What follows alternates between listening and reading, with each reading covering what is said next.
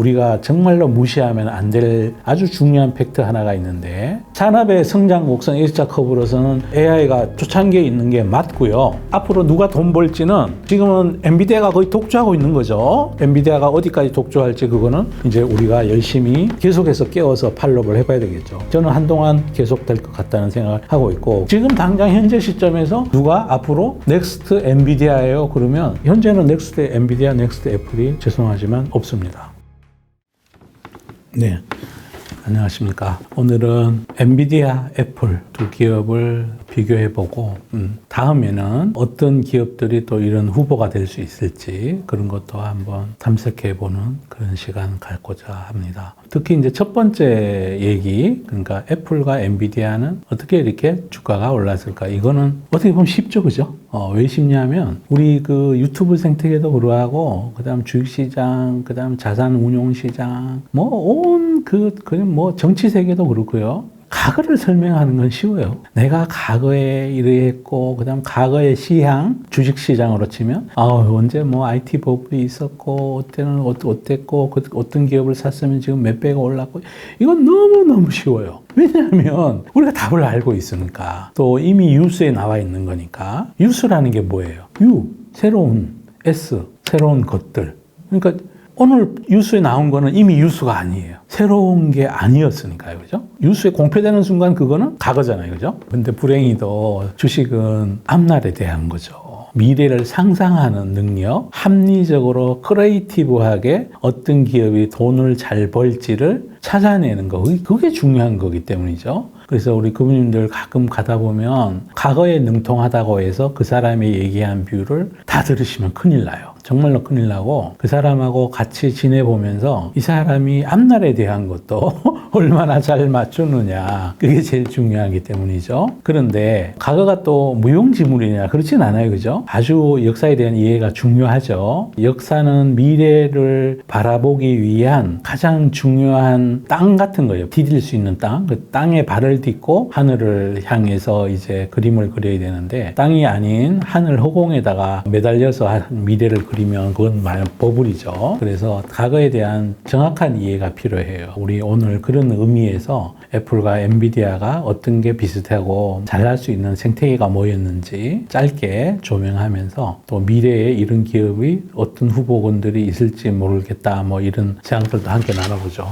미래에 대한 건 너무 어려워요. 정말로 어렵습니다. 그 대신에 이럴 수는 있어요. 한 달 뒤에 주가는 잘 못 맞추는데 5년, 10년 뒤에 주가는 잘 맞출 수 있는, 왜냐하면 그 5년 뒤에 주가는 펀더멘탈이 충분히 반영되고 문화의 변화, 기술의 변화, 이런 큰 변화들이 이제 누적돼서 만들어내는 거라 어쩌면 그게 또 쉽죠. 자, 그렇습니다.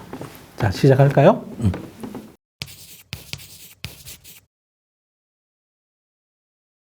둘 다 기술의 변화에 가장 큰 수혜를 본 기업들이죠. 둘 다 기술의 변화에 미리 준비했다는 공통점이 있고요. 그리고 둘 다 팹리스 회사예요. 공장을 안 가지고 있어요. 그러다 보니 돈을 버는 족족 기업 내에 쌓여요. 잉여 현금 흐름이 많이 생긴다는 특징을 가지고 있죠. 하드웨어 회사는 누누이 말씀드리지만 돈을 버는 족족 그 성장을 지속적으로 유지하기 위해서는 공장을 자꾸 지어야 돼요. 근데 이 두 개 회사는 공장을 안 지어요. 데이터 센터 이런 건 만들어요. 근데 그건 공장이란 개념이 다르니까. 그래서 그런 큰 공통점이 있죠. 그리고 또 하나는 혁신적인 경영자가 있었어요. 미래를 내다볼 줄 아는 경영자가 있었어요. 그런 큰 공통점이 있고요. 먼저 애플은 경영자 측면에서 스티브 잡스가 있었죠. 어린 시절을 정말 부모를 몰라요. 그러니까 사생아라고 해야 되나요? 그래서 양부모한테 길러줬어요. 스티브 잡스는 여러분 그 유명한 아이비리그 대학을 나오지 않았어요. 지방에 있는 작은 대학 이런 데를 나왔고, 어린 시절을 아주 결핍하게 보냈어요. 그래서 자기의 성공의 요인이 스테이 푸어,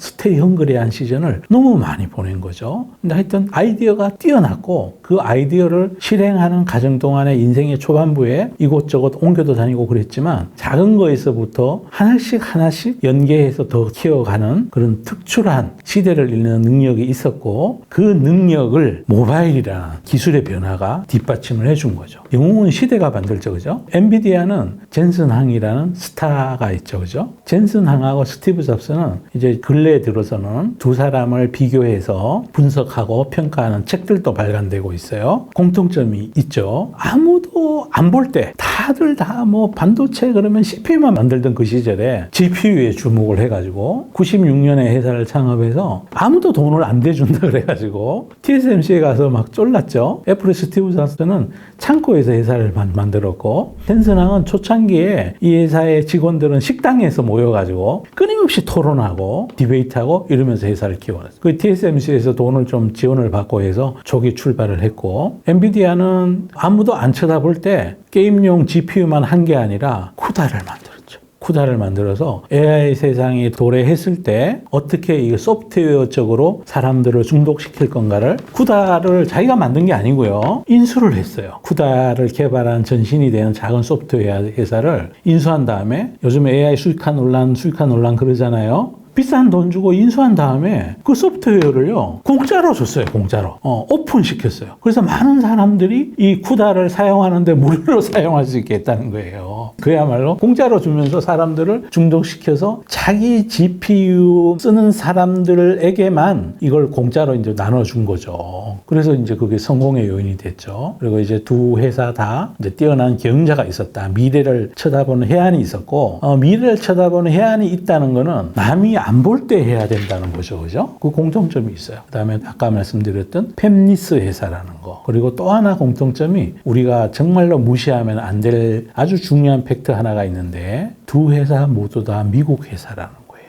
글로벌로 진출할 때 미국의 패권국의 지위를 함께 가져갈 수 있었어요. 만약에 한국 회사라면 그게 어려웠을지도 몰라요. 그리고 두 회사 공통점이 미국 회사이니까 언어를, 영어를 기반으로 해서 기술 생태계가 최첨단으로 전 세계에서 가장 빨리 기술이 발달돼 가는 과학기술의 혜택을 미국에 있으면서 고스란히 받을 수 있었고, 훌륭한 인재를 또 채용할 수가 있었고, 우리 AI 산업의 경쟁력을 볼 때 중국하고 미국하고 차이가, 미국을 100을 놓고 봤을 때 중국이 가장 낮게 평가받고 있는 게 인재예요. 인재. 사람의 숫자. 좋은 기술력을 갖고 있는 인재가 많을 수 있는 그런 공통점이 있고, 그러다 보니 팹리스 회사이니까 이제 돈을 계속 쌓을 수가 있는 거죠. 이런 것들이 굉장히 이 두 회사의 시가총액을 오늘날에 3.5조까지 만들어 놓은 거죠. 애플은 모바일 혁명, 엔비디아는 AI 혁명라는 큰 변화에 주도적인 산업 위치에 자리 잡을 수 있게 된 거죠. 모바일 혁명은 이제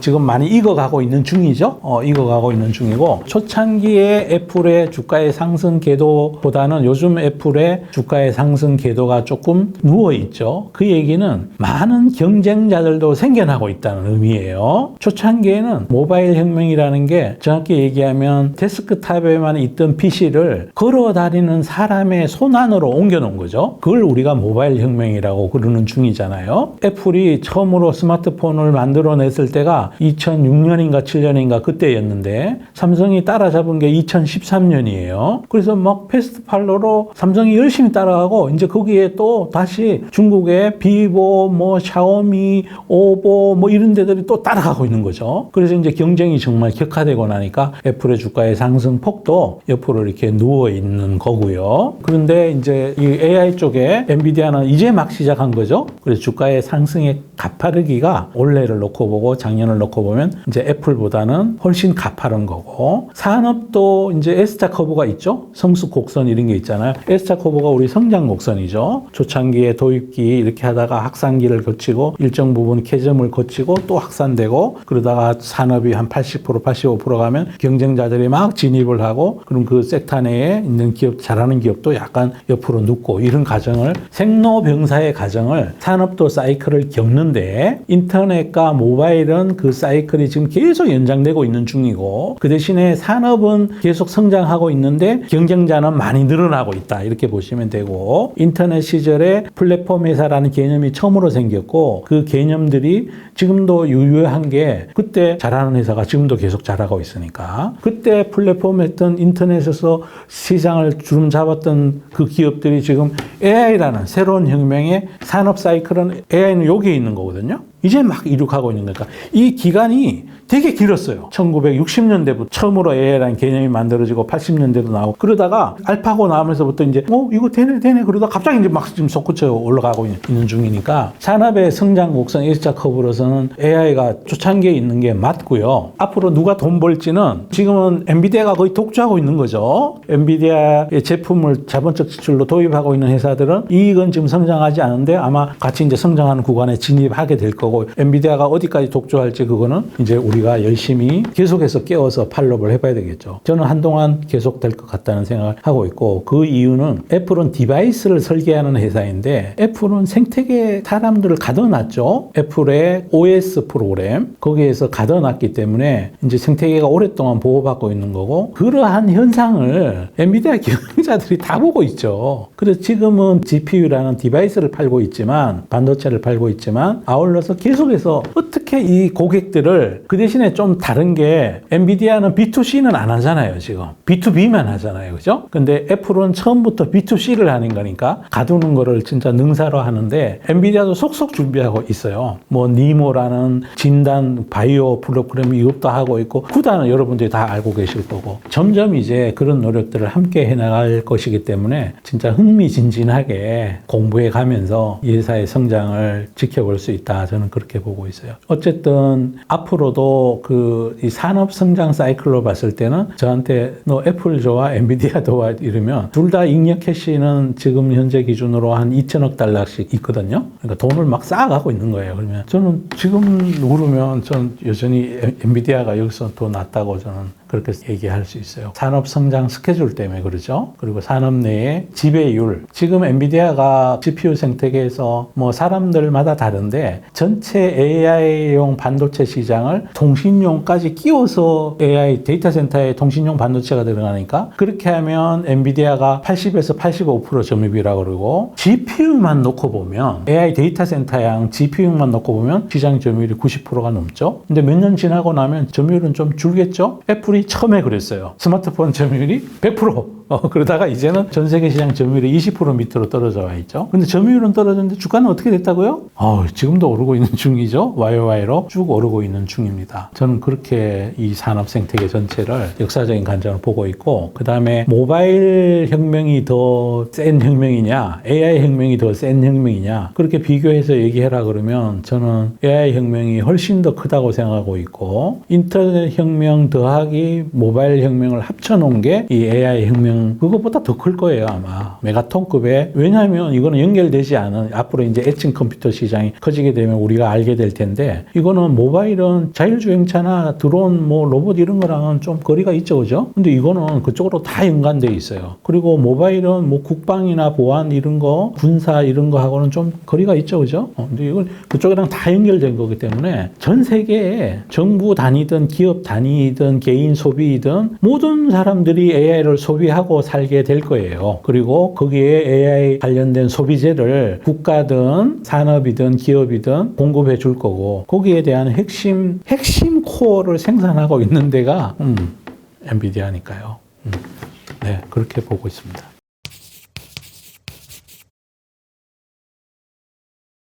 현재는 없어요. 현재는 모바일 생태계에서 넥스트 애플은 없어요. 그래서 그냥 모바일 생태계가 좋아요 그러면 애플을 사야 되고요. 그 다음에 현재 엔비디아를 능가하는 하드웨어 회사가 있나요? 라고 물어보면 제 답은 없어요예요. 엔비디아를 제외한 나머지 회사들은 단품을 팔아요. 저번에도 말씀드렸지만 성능이 좋은 단추를 팔거나 성능이 좋은 옷 소매를 팔거나 성능이 좋은 원단을 팔거나 혹은 옷을 잘 만들어내는 재단 기술, 바느질 기술을 파는 그 회사가 TSMC죠. 그런 회사인데 완벽하게 잘 만들어진 옷 한 벌을 제공하는 회사는 엔비디아밖에 없어요 지금. 나머지는 다 단품을 팔거나 연관되어 있는 생태계에서 뭘 서비스를 제공하거나 그런 거거든요. 근데 언젠가는 서비스의 비중이 이 생태계에서 서비스의 비중이 더 커질 수도 있어요. 애플도 디바이스를 팔아서 얻는 이익보다가 디바이스를 팔아서 생태계에서 사람들이 애플에 가서 인앱 결제하고 애플 TV를 보고 그 디바이스 생태계에서 폰이 아닌 뭐 컴퓨터 그다음 탭 이런 거 팔아서 버는 이익 이익이 또 늘어나고 그런 현상은 앞으로도 여기에 있을 수 있어요. 근데 지금 당장은 앞으로 누가 그렇게 잘하게 될지는 우리가 지켜봐야 되는 거고, 후보군들을 골라라 그러면 있는데 지금 당장 현재 시점에서 누가 앞으로 넥스트 엔비디아예요 그러면 앞으로 몇 년간은 넥스트 엔비디아는 엔비디아예요. 네, 지금 현재는 그런 상황이고요. 엣징 컴퓨터 시장에는 엔비디아가 지금 진출해 있지 않으니까 잘하는 기업이 하나 있어요. 그 대신에 거기는 이제 밸류에이션이 좀 높아서 제가 이제 공개적인 이런 그 유튜브에서는 말씀드리기가, 우리 이제 수업하는 분들께는 이런 아이디어예요 하고 이제 설명드리고 그러는 중입니다. 그리고 소프트웨어 생태계로 넘어가면 애플과 엔비디아가 둘 다 하드웨어를 팔지만 엔비디아, 애플 둘 다 소프트웨어 회사인 거죠. 팹리스 회사이니까. 팹리스 하드웨어 회사를 이걸 하드웨어 회사로 봐야 되나 소프트웨어 회사로 봐야 되나 헷갈리긴 하지만 어쨌든 업의 본질을 보면 소프트웨어 회사죠. 플랫폼 회사 중에는 여기서부터 지금은 한동안 눌리겠지만, 왜냐하면 자본적 지출 때문에 크게 성장할 기업들이 있죠. 클라우드 서비스 하는 회사나 데이터 해석하는 회사나 이런 데가 있고, 또 AI 때문에 하드웨어 쪽에는 데이터 센터가 늘어나니까 그 관련돼서 우리가 뭐 변압기 회사도 얘기하고, 데이터 센터 자체를 보면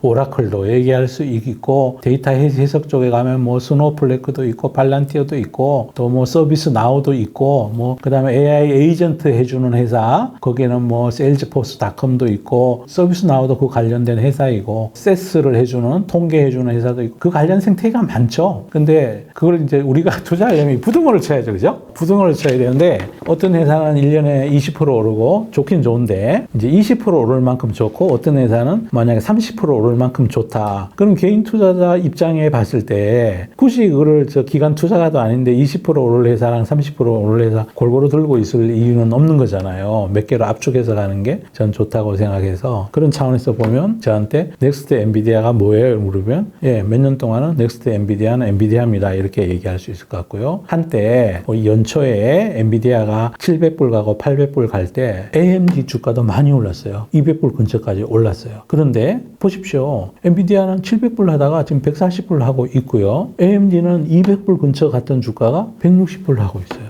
핵심주 투자가 얼마나 중요한지를 볼 수 있죠. 또 데이터 센터는 슈퍼마이크로 컴퓨터가 1000불 가까이 올라갔었어요. 그러다 지금 400불대로 떨어져 있어요. 그때 엔비디아 주가는 700불이었고요. 지금의 엔비디아는 140불이고, 액면 분할한 거니까 70불이다 140불 배가 올랐고요. 그 사이에 슈퍼마이크로 컴퓨터는 어떻게 됐다고요? 밑으로 내려가 있죠. 그리고 그거는 최근 들어서 새롭게 떠오르고 있는 게, 구글도 마이크로소프트도 제일 먼저 한 거는 마이크로소프트가 3마일 섬의 원자력 발전소 계약하면서 그랬던 건데, 그 뒤에 아마존까지 지금 소형 SMR 원전 거기에 투자한다 그래서 미국의 원전 관련된 뭐 유스케일 파워 이런 주가도 오르고 관련 생태계예요. 쭉 오르고 있는데 이게 딜러블이 된다고 안 돼요. 몇 년간 된단 말이에요. 올랐다가 또 다시 내려가고 이런 과정을 저는 거칠 걸로 보고 있고요. 이게 딜러블이 되지 않는 거를 우리가 뭐라 그러죠? 테마주라 그러죠. 한참 뒤에 딜리버리 될 거는 테마주는 아닌데, 그 대신에 이제 이게 딜리버리 전까지를 투자자들이 못 기다리죠. 님이 오기는 오는데 한참 지나야 올림이라는 거죠. 그래서 그런 거는 매매를 빨리 하고 얼른 나와야죠. 나와야 되고, 이제 똑같이 데이터 해석하는 회사도 이 딜리버리는 몇 년 뒤가 폭증할지 모르고 그럴 텐데, 그 사이도 계속 늘어날 거니까 늘어나는 것 같고 투자자를 확신하고 또 주가가 올라가고 이럴 것 같아요. 그래서 현재는 넥스트 엔비디아, 넥스트 애플이 죄송하지만 없습니다. 괜히 확산을 잘못 시키면 순도가 높은 24K 금에다가 14K를 섞어버리는 오류를 범하게 될 수 있어요. 둘 다 금은 금인데 그럴 수 있어서 뭐 제 개인적인 생각은 그렇습니다. 그 대신에 끝없이 우리가 확인해야죠. 그죠? 확인해야 됩니다. 근데 뭐 미래를 이렇게 놓고 보면 뭐 약간 노이즈들은 지나간 시절처럼 계속 있을지 모르지만, 이제 제 주장의 가장 큰 논거는 수요자들이 좋아하는 서비스 제품이라는 거예요. 애플의 폰도 그러했고, 이 AI 서비스도 세계인들이 좋아할 수밖에 없는 거죠. 그 세계인 속에는 개인도 있고 기업도 있고 국가도 있고, 그 취지에서 보시면 어떨까 싶습니다. 저희가 오늘 애플과 엔비디아 아주 세부 디테일적인 게 아니라 업의 구조, 월계 차원에서 그 성공 요인 이런 거를 러프하게 이게 짧은 시간에 할 수밖에 없어요. 이게 유튜브라는 특성상 이제 그렇게 말씀을 드렸고 앞으로 이제 또 다른 넥스트 엔비디아 뭐 넥스트 애플 이런 것도 시간이 흘러가면 또 찾아질 거예요. 그죠? 근데 지금 당장은 이 산업의 성장 사이클, 생로병사의 사이클을 바닥으로 하고 두 회사만한 회사가 없는 상태예요. 이제 주가는 앞으로 또 지켜봐야 되겠지만 두 회사 모두 다 잉여 현금 흐름이 2천억 불에 이르는 그야말로 설비 투자가 필요 없는 회사들이어서 이익을 낳은 족족 그게 돈으로 금고에 쌓이죠. 그래서 주주하는 저절로 하고 두 회사 이제 올해가 엔비디아가 자사주를 600억 불 정도 매수를 하는데 애플이 1,100억 불을 매수를 해요. 아마 내년 되면 엔비디아 자사주 매수 금액이 더 늘어날 거예요. 그건 뭐 불문가지인 것 같고요. 왜냐하면 엔비디아는 이익이 늘면 그걸 갖고 설비 투자할 이유가 없는 거고요. 미국 기업은 이제 이사회에서 평가를 받을 때 ROE가 증가되는 것을 높은 평가 점수를 받는데 ROE를 증가시키는 방법 중에 분모인 자기 자본을 줄이는 것도 너무나 중요한 일이에요. 분자인 수익을 늘리는 것도 중요하지만 그래서 아마 그런 노력들은 애플도 엔비디아도 다 할 것 같고요. 애플은 회사가 이제 어나운스 하는 게 매해계년도 말에 잉여 현금 흐름을 0으로 만들겠다는 게 회사가 투자자들하고 공언한 사항이에요. 버는 돈 전부 주주환원하겠다는 거예요. 그게 매년 수천억 불씩 쌓여요. 그걸로 자사주를 계속 사요. 그러면 애플이 내년도의 시장 전망이 이제 나쁘게 보는 사람도 7, 8%는 성장한다고 그래요. 애플폰이 올 하반기에 8,900만 대, 평년도에 애플폰이 보통 연도에 상반기에 5,000만 대, 5,500만 대 수준 팔리는데 내년에는 한 6,000만 대, 6,400만 대 이렇게 팔린대요. 그럼 성장이 좀 있을 거다 이렇게 보는 거죠. 그러면 애플 주가가 지금부터 마음 편하게 자사주 매입 소각하는 것까지를 하면 15에서 20% 오른다 이렇게 가정하는 게 합리적이에요. 또 엔비디아는 엔비디아대로 내년도 어닝 그로스가 한 40% 정도 애널리스트들이 주장하고 있고요. 내년도 말에 그 후년도까지의 이익 전망이 원래와 같다면 PEG 레벨을 갖게 받을 거고 주가가 또 올라가 있을 거예요. 현재는 넥스트 엔비디아가 없습니다. 괜히 주변으로 너무 확산하시면 그분님들 오히려 수익이 안 좋을 수 있다. 그래서 몰빵은 절대 금지입니다. 왜 금지냐면 몰빵을 하면 줄일 때 못 줄이고 손절해야 될 때 끝까지 고집 부리게 되니까 그래서 어느 정도의 분산 투자는 꼭 필요하고 그렇게 생각하시면 되겠습니다. 감사합니다.